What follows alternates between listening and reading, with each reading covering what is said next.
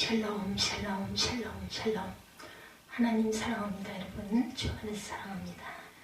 오늘 사무엘상 3장 말씀 함께 나눕니다.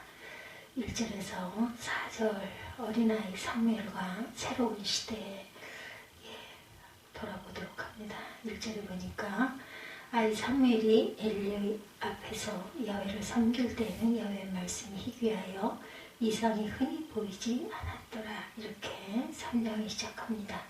엘리의 눈이 점점 어두워가서 잘 보지 못하는 그때에 그가 자기 처소에 누웠고 하나님의 등불은 아직 꺼지지 아니하였으며 사무엘은 하나님의 궤에 있는 야훼 전 안에 누웠더니 여호와께서 사무엘을 부르시는지라 그가 대답하되 내가 여기 있나이다 하고 이렇게 시작되죠. 이제 하나님이 부르시는 음성을 엘리 제사장이 부르는 줄 알고 사무엘이 계속해서 제가 여기 있나이다 하고 계속 대답을 하는 그런 장면입니다. 미국 해군 병사들에게서 이런 이야기가 전해져 내려온다고 그래요. 어느 해상 전투에서 미 해군이 포격 사역을 하고 있었는데 갑자기 이상한 일이 생겨납니다. 윗도리들을 벗고 열심히 포사격을 하던 병사의 옷이 어쩌다가 바다에 빠지고 말았어요. 그런데 문제는 그 병사가 옷을 건지려고 바다에 뛰어들려고 했다는 것이죠. 전투를 지휘하던 상관으로서는 생각지 못한 일이 생겨난 겁니다. 이 격렬한 전투 중에 어찌 옷을 건지려고 바닥에 뛰어들려고 하는 것인지 상관 엄격한 표정으로 바다에 뛰어들면 안 된다고 소리를 쳤어요. 그런데 병사는 잠시 망설이다가 바다에 뛰어들고 맙니다. 그리고 자신의 옷을 건져내면서 다행히 배 갑판 위로 올라올 수 있었습니다. 전투가 끝나고 병사는 체포되었고 군법 회의에 회고가 됩니다. 전투 중에 명령을 불복종했기 때문에 무거운 형벌을 받게 될 것으로 보였어요. 재판에서 최종 판결 직전에 재판관인 장군이 병사에게 질문합니다. 그 격렬한 전투 중에 도대체 왜 그런 행동을 한 거냐?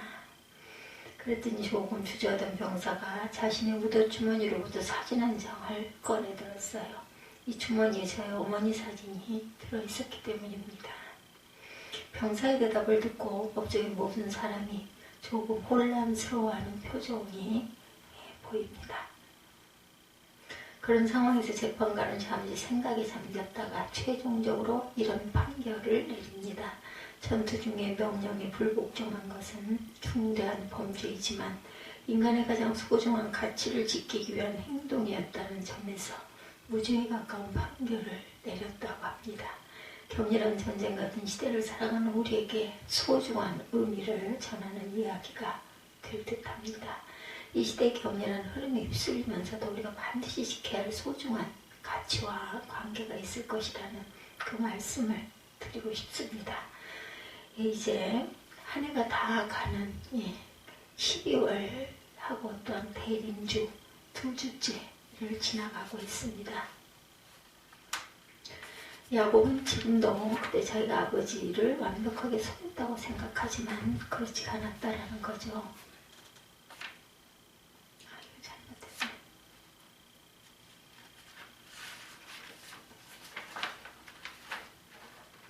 새로운 생명이 태어나는 일은 이 나라에서 아주 귀하고 어려운 일이 돼가고 있어요. 점점 그죠?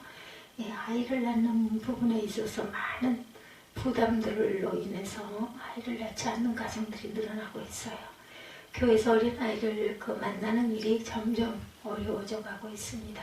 시대의 흐름은 격렬히 급속히 흘러가는데 우리는 소중한 가치와 관계들이 이 시대의 바다에 무심코 내던져지고 살아온 것은 아닌가 하는 마음으로 이렇게 한번 어린아이들을 돌아보는 새싹들을 돌아보는 시간이 되었으면 합니다. 하나님께서 이 땅에 자기 백성에게 가까이 다가오실 때 이 세상은 어떠하였었는지 그 질문에 대한 대답을 함께 생각해 보도록 합니다. 요한복음 9장 5절에 예수께서 나는 세상의 빛이다 이렇게 말씀하시죠. 예수님께서 세상을 비추는 빛으로 찾아오셨다면 그때 이 세상은 무척 어두웠을 것이라고 판단이 되죠. 세상의 어둠을 밝히는 빛으로서 예수께서 우리들 가까이 다가오신 것입니다. 하나님께서 믿음의 조상 아브라함을 부르셨을 때 아브라함은 세상에서 희망 없는 사람들을 대표하는 희망 없는 모습으로 등장을 하죠. 희망 없는 사람들에게 약속의 말씀으로 희망을 주시면서 이 세상에 하나님께서 아주 가까이 다가오신 것이죠. 하나님께서 우리를 향하여 아주 가까이 다가오셨을 때 세상은 아주 어두웠고 희망이 없었다는 말씀이기도 합니다. 희망 없는 시대를 상징적으로 보여주는 모습이 아브라함에게 이렇게 나타나죠. 그는 나이가 많았는데 그에게는 아이가 없었다. 예. 아이가 없다는 것은 어느 시대나 비슷한 의미를 전하여 갑니다. 아이가 없다는 것은 대를 이어갈 생명의 미래가 없다는 것이고, 생명의 미래가 없었다면 희망이 없다는 의미가 되죠. 누군가에게 아이가 없는데 그런 사람의 성경 이야기의 중심에 등장했다면 그 아이는 희망 없는 그 인간의 이야기이면서 동시에 그 시대를 상징하는 이야기가 됩니다. 그러면서 동시에 하나님께서 구원하시려는 인간과 세상에 대한 이야기가 되죠. 그러니까 그 사람은 희망 없는 시대를 상징하고 대표하는 의미에서 등장한 것이고, 그 사람 가까이 다가오신 하나님께서는 그 사람의 인간적인 불행을 해결하시면서 동시에 그 시대의 문제를 해결하시려는 하나님의 뜻을 나타내는 것이라고 말씀합니다. 아브라함과 사라에게 바로 그런 일이 일어났었죠.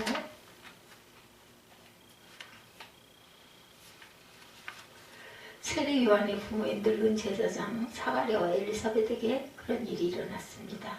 그런 사람들의 희망 없음의 문제를 해결하시면서 하나님께서는 그 시대의 어둠을 밝힌 것이요, 인간과 세상을 향한 하나님의 뜻을 이루어 오셨다는 말씀이죠.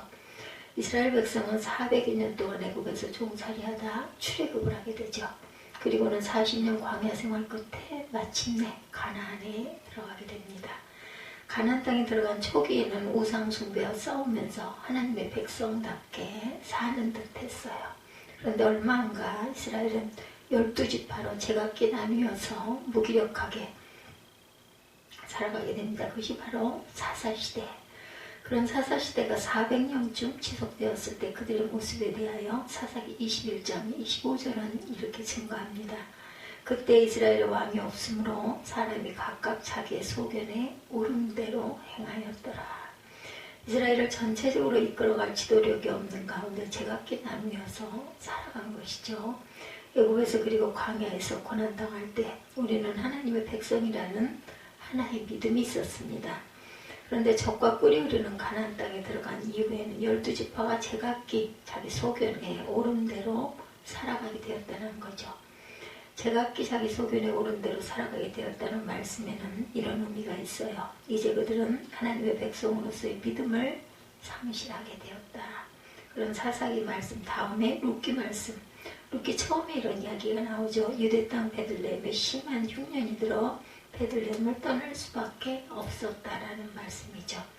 그런 룻기 말씀 다음에 사무엘상 말씀 이미 나오죠. 오늘 사무엘상 그 첫 부분에 한나라는 여인이 아이가 없어서 조롱당하고 고통을 받으며 살아가고 있다는 말씀이죠.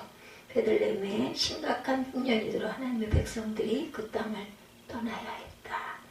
한나라는 여인에게 아이가 없어서 조롱을 당하고 고통을 받아야 했다.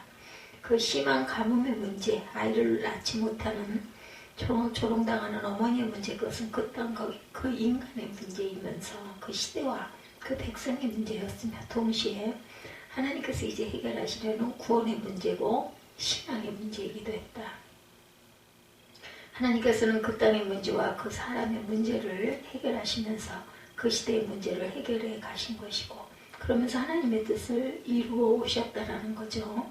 심각한 흉년 때문에 베들레헴을 떠났다 10년 후에 다시 베들레헴으로 돌아올 때 나오미는 이방여인 며느리 룻과 함께 돌아오게 됩니다. 이방여인 룻이 하나님의 백성으로 받아들여지면서 다윗의 증조 할머니가 되죠. 예수 그리스도 또한 조상의 반열에 들어오게도 됩니다. 장차 온 세상을 구원하려는 하나님의 구원이 이미 이루어지고 있었던 것이죠. 그렇다면 아이를 낳지 못해서 조롱당하던 한나라는 여인은 어떻게 되는 것일까?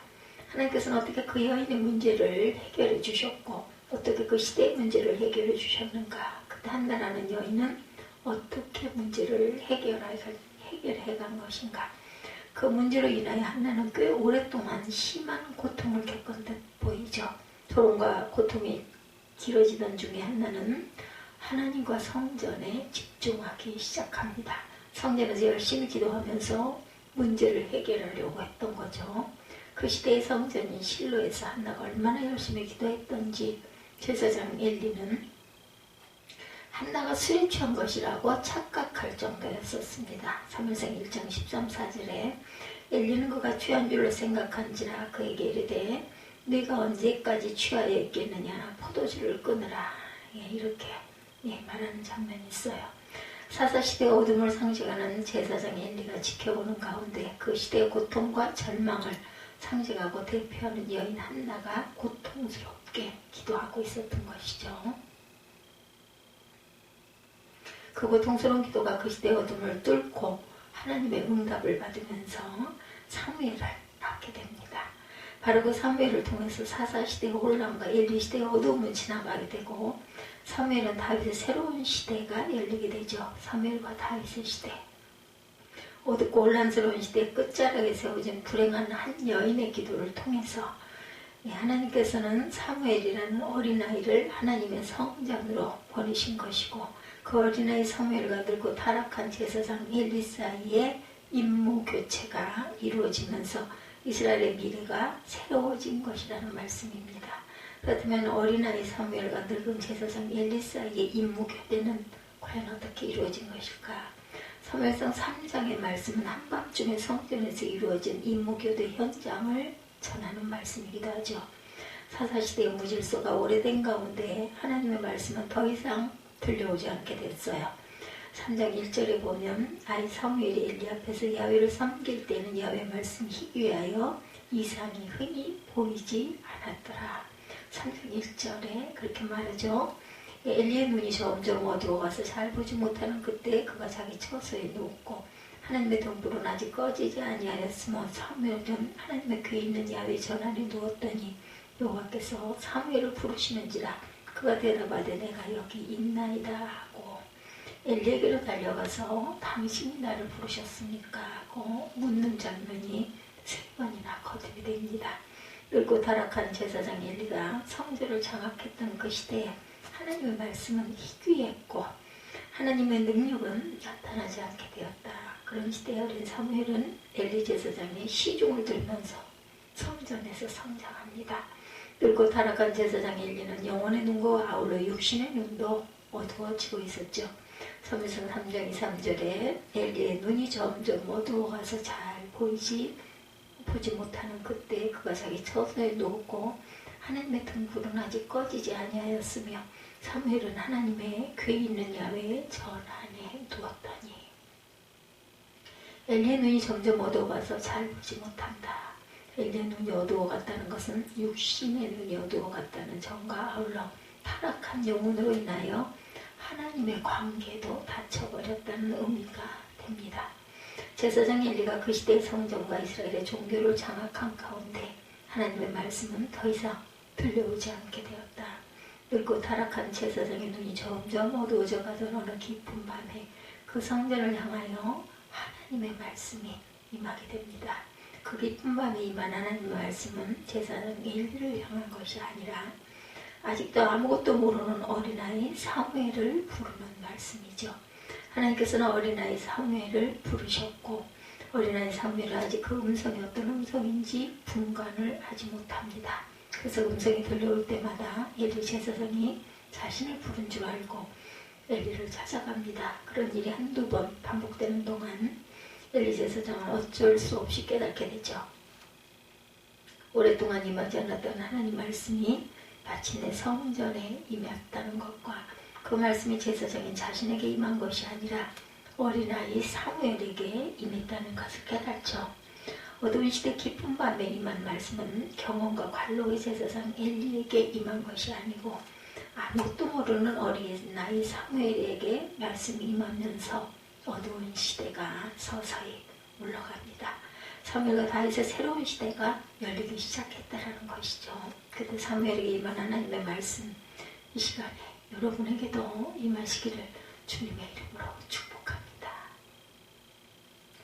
동유럽에서도 헝가리라는 나라가 요즘 우리 한국을 아주 좋아한다라는 말을 들었어요. 헝가리 사람들이 무척 자랑스럽게 여기는 음악가 중에 리스트, 여러분들 아시죠? 예, 리스트는 어려서부터 천재적인 피아니스트로 알려지기 시작합니다. 소문을 듣고 찾아온 베토벤이 리스트의 연주를 듣고 놀라워했다라는 이야기가 있어요. 나이가 들어 세계적인 음악가로 알려진 후에 리스트가 연주 여행을 다니고 있었습니다. 리스트가 그 유럽의 어느 작은 도시에 머물던 중에 피아노 연주회를 알리는 광고문 하나를 보게 되는데 이런 문구가 써 있었어요. 세계적인 피아니스트 프란츠 리스트의 제자가 피아노를 연주할 것이다라는 광고입니다. 그런데 이 광고에 나온 리스트의 제자라는 여성의 이름은 리스트가 모르는 이름이었습니다. 그래서 사람을 보내서 그 피아니스트를 찾아서 데려오게 합니다. 얼마 후에 젊은 여성 피아니스트가 리스트 앞에 나타났는데 리스트 앞에 오자마자 사색이 되면서 사죄를 합니다. 요즘 선생님 이름을 내걸지 않고는 아무런 연주에도 할 수 없는 형편입니다. 그래서 잘못된 일인 줄 알면서도 선생님의 이름을 거짓으로 썼습니다. 참 죄송합니다. 몇 마디 사죄를 듣고 리스트는 그 여성에게 저기 있는 피아노를 한번 쳐보라고 말합니다. 그 여성은 얼떨결에 피아노를 쳤고 연주를 들으면서 리스트는 몇 가지를 지적해 줬어요. 그리고 나서 젊은 여성에게 이렇게 말합니다. 지금 내가 당신에게 몇 가지를 가르쳤으니 이제부터 당신은 리스트의 제자라는 이름을 내걸고 연주해도 됩니다. 그렇게 해서 그 여인은 단번의 사죄를 통해 리스트의 제자가 한 번의 사죄를 통해 된 것이죠. 리스트는 처음 만난 사람을 그 제자도 받아들인 것이고 그런 방식으로 리스트는 그 시대 음악계를 통합해서 이루어왔다는 것입니다. 누가 구태여 말하지 않아도 이 나라와 교회들은 내적 분열로 심각한 그러한 고통을 당해왔어요. 남북관계는 물론이고 강대국들 사이 정치, 경제, 군사적인 분열과 갈등이 크게 달하기도 했죠. 크고 많은 교회들이 있다 하지만 또한 하나님의 말씀, 너무 말씀은 희귀하죠. 이 시대 무질서와 절망감을 향해서 어린아이 사무엘 같은 사람들을 향하여 하나님의 말씀이 임하기를 기원합니다. 거짓과 범죄가 있더라도 잘못을 인정하는 사람에 대해서는 받아들이려는 마음, 시대를 통합하려는 마음, 이 나라 사람들에게 주어지기를 주님의 이름으로 축복합니다. 그 모든 일 이전에 살아계신 하나님의 말씀이 저와 여러분에게 임하시기를 주님의 이름으로 축복합니다.